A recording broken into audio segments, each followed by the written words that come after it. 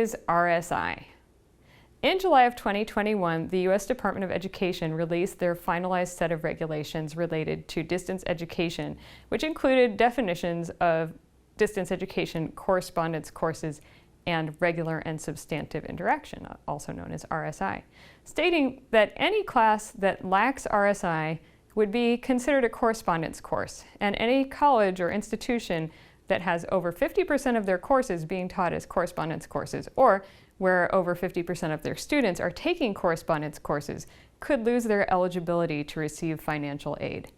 Obviously, this is very important, in addition to the fact that regular and substantive interaction is important for our students' learning. Today, let's look at that in a little more detail. So let's look into what regular and substantive interaction means in this context a little bit more closely. When we say regular, we mean that it needs to be at least once per week and on a regular schedule. You need to make sure that your interactions with students are predictable. When we talk about it being substantive, that could mean different things, but in this setting, what we mean is that it needs to be relevant to the course and academic in nature. So keep in mind that I always encourage contacting your students and personalizing your class, making sure that you have a connection as a fellow human being with your students. And I still think that's very important. However, contacting your students about things such as other courses they're taking or some life event they might be experiencing wouldn't fulfill the need for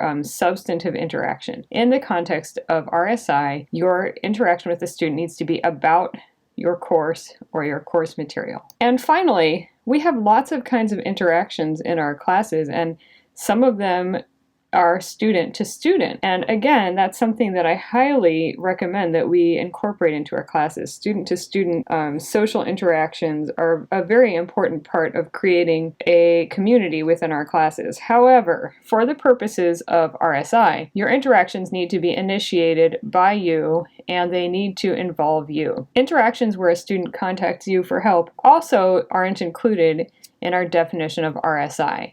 Or should I say, the Department of Education's definition of RSI. So in order for it to be considered RSI, you need to be contacting the student, and it needs to be a communication or interaction between you and the student or students. It doesn't necessarily have to be individually. It could be you communicating with your whole class. Now, of course, we don't want to really focus too much on the negatives here, but we should talk about who evaluates this and what possible consequences there might be if we find that a course doesn't have RSI. So the first group that might evaluate a course for this, or a group of courses, would be the Department of Education, and they have the right to evaluate any of our courses at any time. If they find that a course or courses do not exemplify RSI or don't include RSI, that could result in fines to the college, loss of financial aid, we might have to repay tuition, or classes might be reclassified. There are also consequences if our accreditors audit our online or distance education and determine that RSI is not present. We could receive possible sanctions. Finally, it's possible that at some time the institution might decide to have internal audits of RSI, as some institutions are doing, and the consequences of courses not having RSI